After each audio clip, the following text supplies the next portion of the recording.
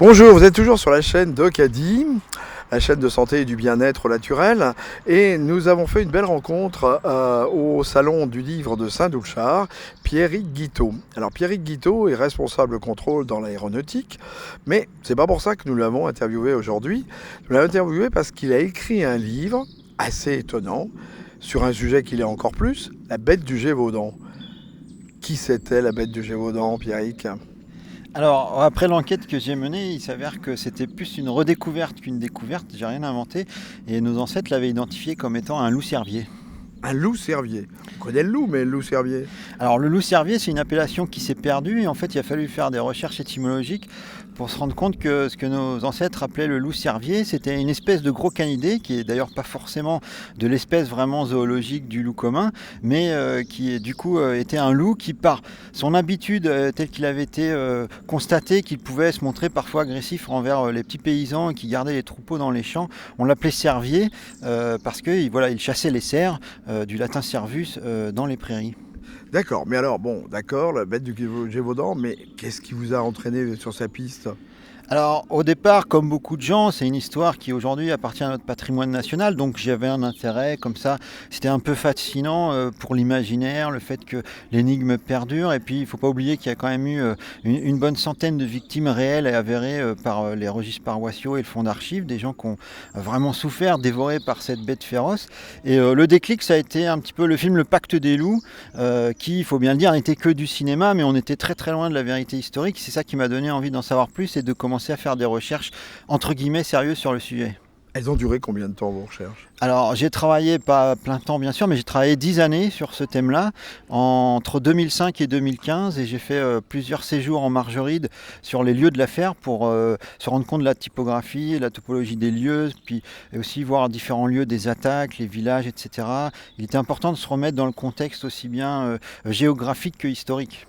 Et alors, vous avez fait en même temps des recherches biologiques, des recherches animales, parce que ça vous a entraîné vers justement le typage du loup, la recherche chromosomique presque, la recherche génétique, c'est presque une enquête d'ADN, non ? C'est une enquête technique et scientifique et aussi historique bien sûr, mais c'est vrai que du coup, même si moi je ne suis pas ni biologiste ni zoologiste, mais j'étais obligé de verser dans certaines sciences animales pour pouvoir faire notamment des comparaisons anatomiques, pour essayer de retrouver un petit peu quelle pouvait être l'origine biologique et essayer de voir un petit peu avancer dans la classification de ce loup-cervier qui reste uniquement un terme vernaculaire, mais aujourd'hui on a besoin de savoir ces fameux loups-cerviers qui étaient des loups différents, des loups rouges, tigrés, à tête plate, qui pouvaient se montrer agressifs, et qu'est-ce qui les distinguait des autres loups, et à un moment donné effectivement c'est la génétique qui nous donnera une réponse définitive.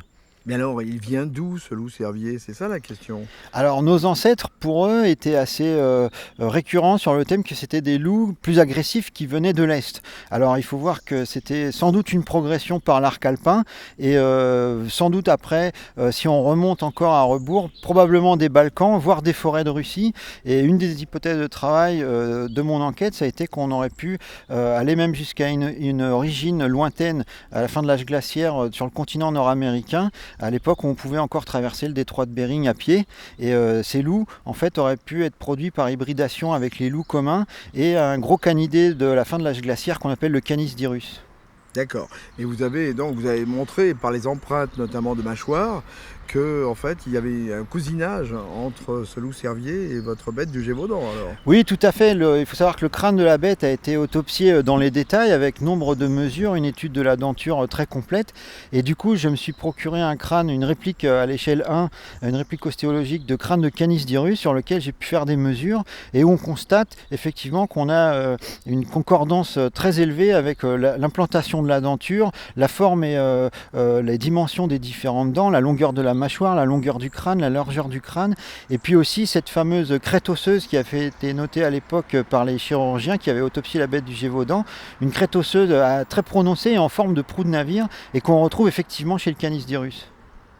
Et alors maintenant que vous avez montré que la bête du Gévaudan c'était pas un mythe, Est-ce qu'il vous manque quelque chose? Qu'est-ce que vous allez faire? Oui, voilà, maintenant qu'on peut affirmer et réaffirmer que la bête du Gévaudan était un loup-cervier tel que l'avaient identifié nos ancêtres, ce qui reste à déterminer, c'est la balle est un petit peu dans le camp des scientifiques qui devront nous dire, peut-être sur la base d'analyse génétique, avec un spécimen qu'on a retrouvé en Suisse, le monstre du Valais, qui a été abattu en 1947 et qui, lui, on dispose encore du squelette complet et de la peau. Peut-être on pourrait faire des analyses génétiques comparées pour classer définitivement le loup-cervier et voir quelle était son appartenance zoologique. Est-ce que c'était un Canus dirus minor, Canus dirus lupus? Voilà, c'est la dernière partie de l'énigme qui reste à résoudre aujourd'hui. Eh bien écoutez, si des auditeurs nous écoutent, c'est le moins qu'on puisse dire, si des étudiants nous écoutent, si des scientifiques nous écoutent, nous pouvons que leur conseiller de lire votre livre qui s'appelle La Dévoreuse aux éditions de Boré. Eh bien merci beaucoup Pierrick Guiteau, à Merci bientôt, à au revoir. Au revoir, merci.